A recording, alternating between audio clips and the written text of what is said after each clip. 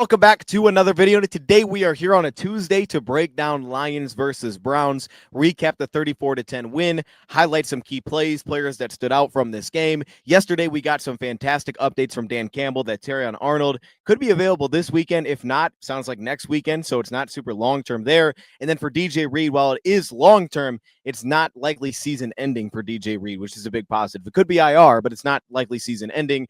Also, they said that they could be beginning the clock for Liam McNeil this week, that 3-week window to potentially return. Once they start that, he has to come back within that 3-week window, which is fantastic. I mean, that means he's essentially October, 10 months out from his torn ACL. That's a heck of a turnaround to be playing football. Dan said that he's doing everything well right now. He just needs to get back to playing football. So that sounded very positive. But for Miles Frazier, they said that it wasn't as clear as it was last year with Christian Mahogany. It was going slower. That out of the way, it's time to dive into this Lions-Browns game, highlight some of the key plays that stood out to me when watching this back. A couple of these clips early will be kind of worse quality, but stay tuned because it's going to get much better. These first two were saved differently than the rest of them, but just stay tuned. The quality is going to get better. So let's jump right into this. The first guy that I want to highlight is Derrick Barnes defensively. We were pretty darn good defensively in this game. We gave up some successful runs, specifically there in the second half, some 8-yard, 10-yard runs. We missed some opportunities, missed some tackles.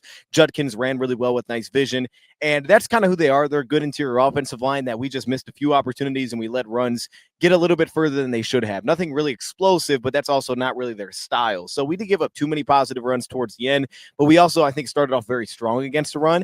And one guy that I haven't really highlighted this year is Derrick Barnes, but getting him back has meant so much for this defense. Alex has been flying around all season long since this began, and Jack Campbell has been as consistent as ever, specifically against the run, but he's also showing up a ton in coverage. They're putting him in man coverage assignments. Early in the season, he got beat a couple times, but they've continued to ask that of him, and it feels like he's improving there. It's not, again, at a great level, but it's very serviceable right now. As for Derrick Barnes, he's playing everywhere, and this game felt like a showcase of what he was capable of and what he really means to this team to have him back. So I want to show two examples. First example here, we get a pin pull look. He's on the ball, as we think of with Derrick Barnes in this situation, and they're going to bring in the receiver, Cedric Tillman, to pin him down, and they're going to pull on the outside. So that's the key block. They seal him, and they get outside with the receiver on a linebacker. But Derrick Barnes is having none of that. He reaches over top of that seal down block, gets over top, squeezes the receiver upfield, which ultimately bounces the running back wider, have more time to scrape over. And he's also now playing behind the line of scrimmage instead of beyond the line of scrimmage as a running back. So you see Alex Anzalone again, he's playing fast. He's able to undercut this, make the stop. And I really think it starts right there with Derrick Barnes. And then we get this other example where he's on the ball. A good chance you're seeing this thinking, oh, okay, obviously this is third down. This is second down and 7. It's the very next play. And Derrick Barnes is lined up over the center, which is crazy. And he essentially two gaps the center on this play. So as we watch it play out, they run a split zone look here. So essentially you're going right at him. You have Alquan Muhammad, who's matched up with the guard 101, knocked off his spot, which you would expect when you get a little bit smaller in the interior, but not Derrick Barnes. Ethan Pochich one-on-one, gets himself locked out, is able to read through both gaps, steps over the right A gap, and ends up making this play, limits it to a very short gain of 3 yards. That was nuts to just see Derrick Barnes handle that, not really get exposed in that spot. That's a fantastic rep from him. DJ Reader, you're going to see battling off the backside. Reader was really solid in this game as well. Pass rusher, he was very effective for pressures, but he also made multiple stops against the run. Tally had some good, had some bad. He played a ton of snaps in this game, which is why it's so crazy to think we're getting a Liam McNeil back to this defense. It's nuts. Tally's playing a ton now. They're playing pretty darn well on the inside. Roy Lopez, I think, flashed a lot more in this game than typically he has to this point during the season. So to think you're going to throw a Liam McNeil into that is incredible. Personally, for me, these all 22 breakdowns are crucial. Post-game, so I can understand what the Lions like to do schematically, what their strengths are, their weaknesses.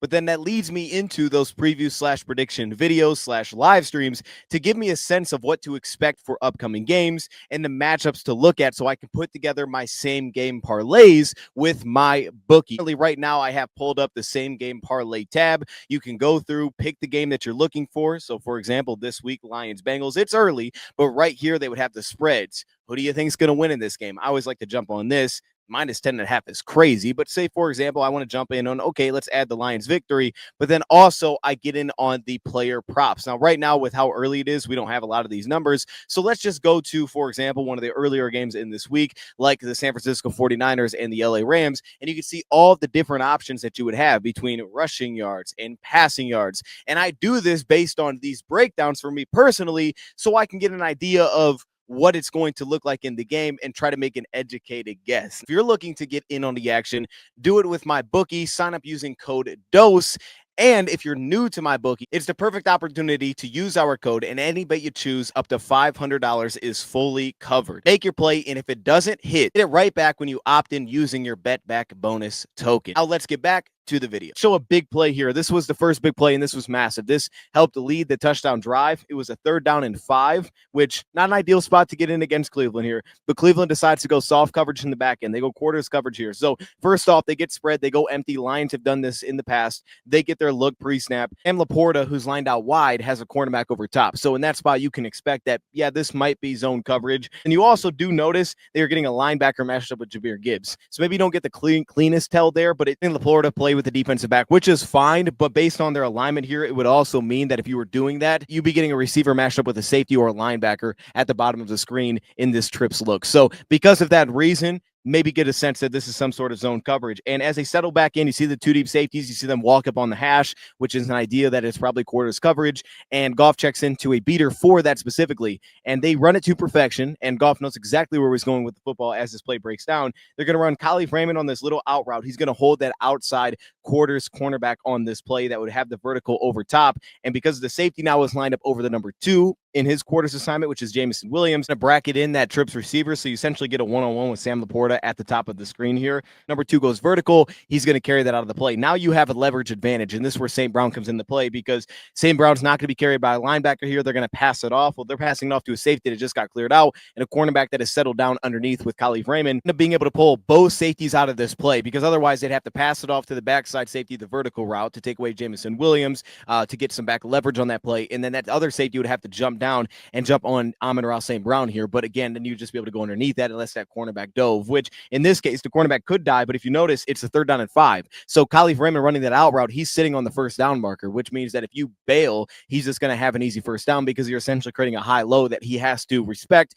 because he's standing on the 1st down line here. So ultimately, you peel both safeties out of the play. J-Mo clears it out, use his speed, the threat of that, take both safeties with him, and then Goff on the play now can just step up in the pocket because he knows exactly where he's going with the ball here, moving well in the pocket. We've talked about that all year here. Slides out of it, makes a really good throw on the move, and St. Brown, of course, does his thing on the sideline to make the grab. That was fantastic. Now, this next play I showcased on X. It was one of the plays that I was like, I got to post this. This was nasty. We weren't dominant running the football all game. You know, there was definitely some sputtering with David Montgomery for sure, but there were some dominant reps, and there's still opportunities in there that could have led to much more explosives if 1 or 2 more blocks just connected a touch longer. But this is one that did hit, and this thing was pretty. This was the 1st and goal touchdown look here to Jahmyr Gibbs. Lions go with the stretch run to the strong side of the formation, and just watch the dominance across the board. I just let this thing play. Penei Sewell, Tate Ratledge, Graham Glasgow out to the 2nd level, picking up a linebacker, the tight ends in their block, and St. Brown doing business. I mean, everybody's just doing their thing. And then even on the backside, right, you have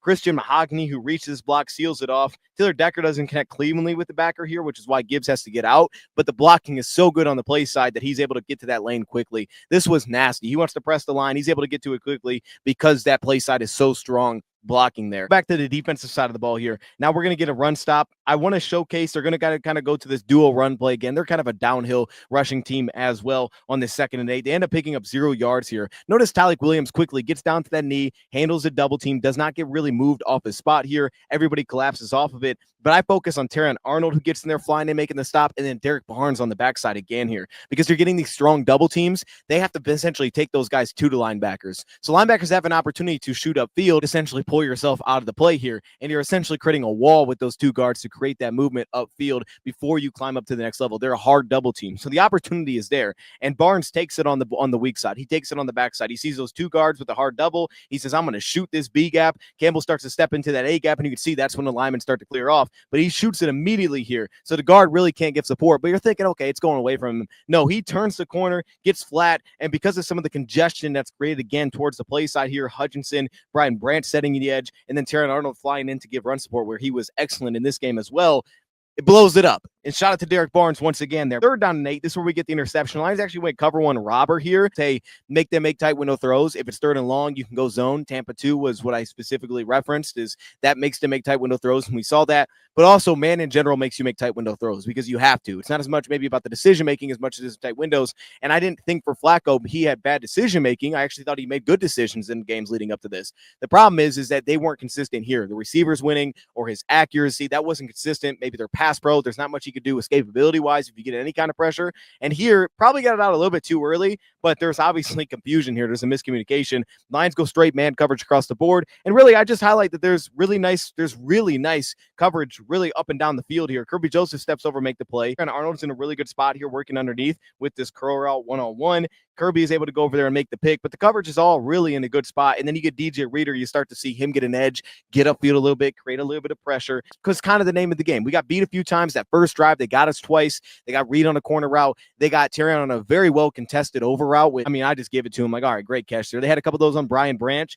But for the most part, that's the game you had to make them play. And more often than not, it worked out a positive. They started dropping passes later in the game. Really need to show the pass play. Just cover 3 lines, hit the deep out route to Amon-Ra St. Brown. But I do want to showcase the pass protection. Tate Ratledge, I thought, was a big positive in this game. Not perfect. He missed the second level block, as we'll show. I think he had a holding in this game as well. But there was a lot of good, and this is a good example. He's matched up one-on-one with Mason Graham, a top pick in this year's draft, and he gets an early latch on him, bam, gets his hands in a good placement. You see that strength as he's able to just stay connected as Mason Graham rips himself down, stays connected, deals with the spin, and drops him to the turf. Fantastic pass protection here by Tate Ratledge. Want to give him some love as well because this was beautiful. This pocket is outstanding, and that was going to be a big-time matchup for him in this game. And I got to be honest, I think Tate is improving really quickly. Last week was a really strong week for him. This week, I was very pleased watching him back. Stay on the offensive side of the ball here because while this play wasn't anything special, it was a completion to Khalif Raymond, who had another very positive game. Schematic idea here. This put us in field goal range, so it wasn't anything crazy.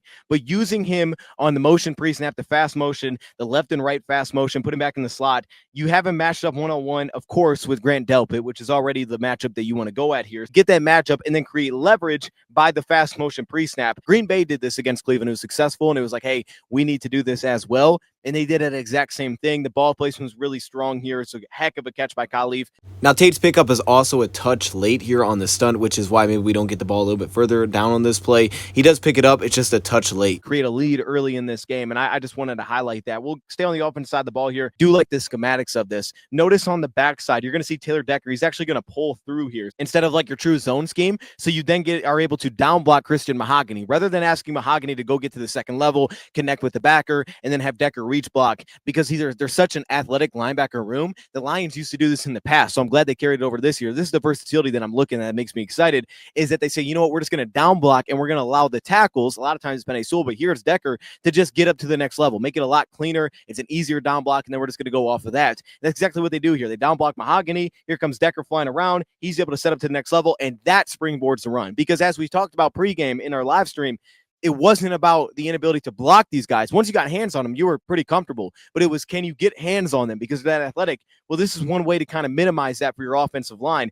And then on the front side, it's more so kind of just your straight zone blocking scheme that you get here through Jahmyr Gibbs. And you get a fantastic push by Graham Glasgow. I mean, he just gets under the pads, drives his man completely out of the play. But that little wrinkle is fantastic. And then, of course, the run by Gibbs is beautiful. I mean, that cut is nasty. That cut, I mean, it hurt me watching a little bit. I felt like I, slipped a little bit watching that thing. Shot play that we tried to hit to Jamison Williams that ended up being complete. A couple of false starts back-to-back put us back, and now it's 2nd and 12 after back-to-back false starts. We got 8 yards on the screen, so 2nd and 12, not a spot to be in. We can't have those at home. But here they go into a quarters look, and the Lions have to look for it. I mean, they definitely do. They run a deep dig route on the backside with the deep post over top to JMO and over out underneath of it. And Goff reads this out really well offensively. He sees the safety just settle for a second here. And as soon as the safety settles, doesn't open to run, like we talked about with leverage in quarters, the leverage is gone, right? One of those things that people a lot of times run against quarters is an in or a dig route with the post behind it. And this is one of those examples where they're doing on the backside, but simply put, they're just doing kind of their own version with it. They have an over route with a post behind it. So on this case, that safety, as soon as he doesn't open his hips and turn and run, and you're giving up that inside leverage, and on the backside, you're able to hold that corner with the deep elongated dig route with Khalif Raymond, you give Goff the entire field to just put it out there and lead it, and that cornerback now has to chase him across. What I like and I'm optimistic about is the timing. Goff read this so quickly that when he planted, he was throwing that ball before he was really getting out of his break. But unfortunately, he kind of got hit by Mahogany's guy as he was throwing this pass, and it ended up just not coming out right.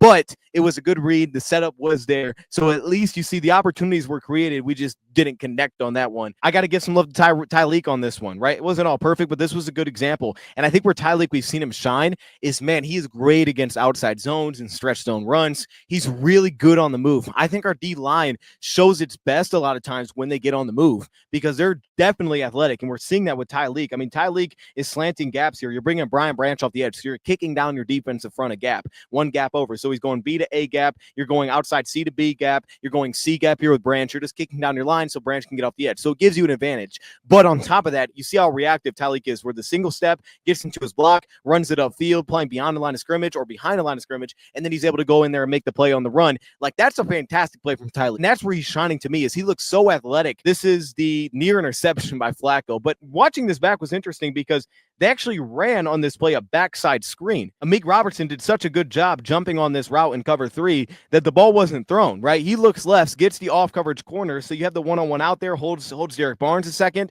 And this throw makes sense. It makes sense to make this read and get the ball out. But he can't get it out because Amik dives on it. He dives on the tight end, jumps and takes it away, and that's why the ball ends up not coming out on this play. Also, again, Hutchinson gets his win against a cut block, but the ball's supposed to be out that fast. Get the interception from DJ Reed. Lions go straight cover 1 blitz here on a 1st and 10. Again, make them make tight window throws, and you can see up front, they just didn't pick this up at all. This one's cool, too, because Barnes works into the flat initially, so you're thinking, okay, he's taking away the flat on this play, and then he adjusts and he gets upfield and attacks, and then Jack Campbell settles in behind him and says, okay, now I'm going to go take the flat. Branch, you get over top to the tight end. So it's a nice little way to hide this. It's kind of like a delayed blitz, where it looks like, all right, it's just clearing itself out in man coverage, but it also kind of forces Flacco to look away from it, right? Because Barnes is running that way. So he sees it and he's like, maybe we don't go there first. Now it has to become a check down. But then Barnes just plants his feet as Flacco looks away and gets upfield, and now Campbell carries over top. So now all of a sudden you still get the free rusher and the offensive line's not picking up, and you still have it covered up on that side. So now all of a sudden he's feeling pressure. He throws it, and DJ does a fantastic job, makes a ridiculous catch, and comes up with the interception. Then we get the touchdown, which was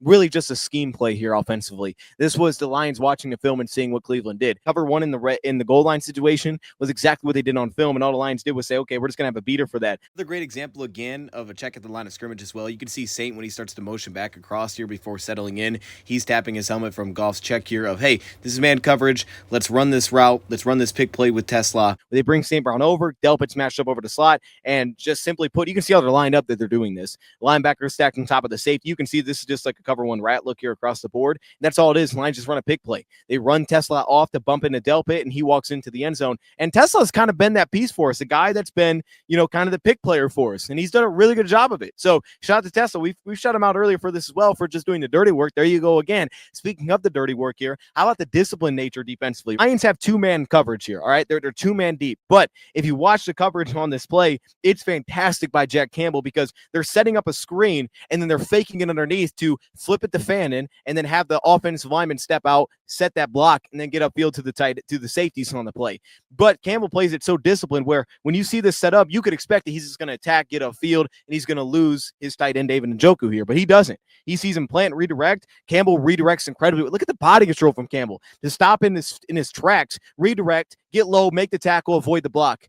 I mean, come on, man. What are we talking about? That's crazy. That's a crazy play from Jack Campbell to limit that. This one was just a dime, so I just thought I'd put it in here. Working over the seam here to Sam Laporta. Goff's eyes are in a really good spot. Looks to the outside, pulls that linebacker just a touch outside, so he attempts to. That way he can open that seam, and then he delivers a perfect pass as Sam Laporta is running that bend route. Just bends right over the hash mark on the play, and he ends up picking the first down. Look at the eyes here from the backside view. Again, pass protection is in a really strong spot. You get the spin move that Tate Ratledge is patient on, handles it really well against Malik Collins, and then you have Mason Graham who's trying to work a stunt. Lions end up picking it up pretty well. The pass pro's in a really good spot in this play. The ball is out quick enough, so it shouldn't become a major factor, but it's in a pretty good spot here. And then we go back to the defense side of the ball and just watch Derrick Barnes. Look at the nastiness from Derrick Barnes. Got the outside zone lead, so they end up bringing a lead blocker on this play, which ends up being their tight end.